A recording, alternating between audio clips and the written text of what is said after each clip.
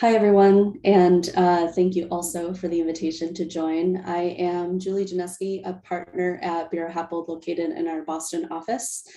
Recently became a partner, so still figuring out what that looks like. Trained as an architect and a sustainability expert. Normally, I would be presenting on something related to carbon or all electric buildings or integrated design. So thank you, Scott, for doing that. We should definitely catch up. In the meantime, I thought today I would take a bit of a shift and talk about something that's more of a personal passion project. We can go to the next slide.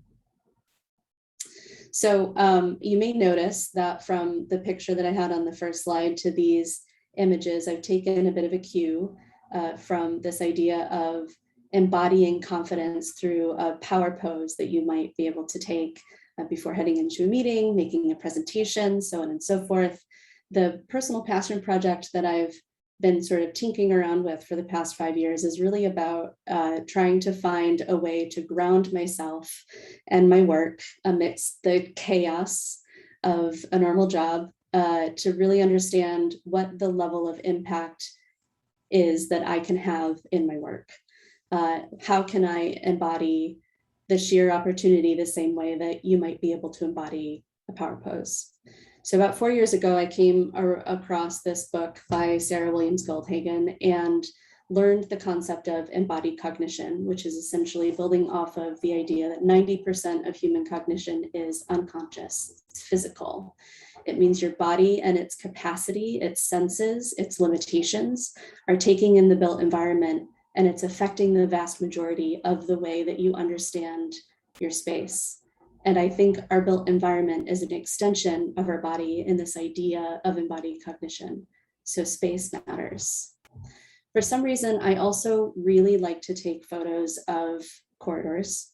I think architecturally, corridors embody this idea of there's no there potentially, depending on where you are and what the corridor looks like. I think that this array of corridors also starts to get at what the sheer impact is of how you can imagine it has it impacts your day. It will have an impact on how you feel, how you think, how you learn, how you move.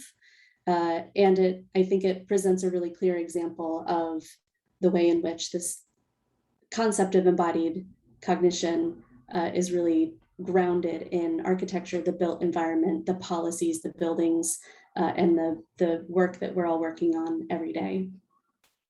Another piece of evidence for this idea of monumental impact in the work that we do in the built environment is in digital medicine practices.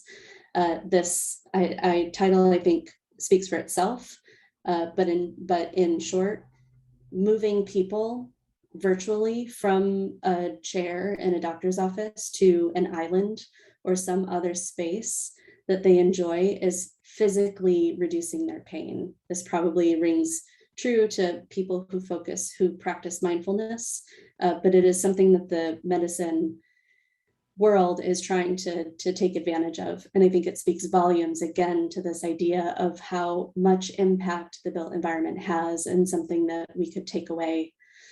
So I saw in the chat, there was a question about homework. I would offer potentially the idea of a mindful Monday.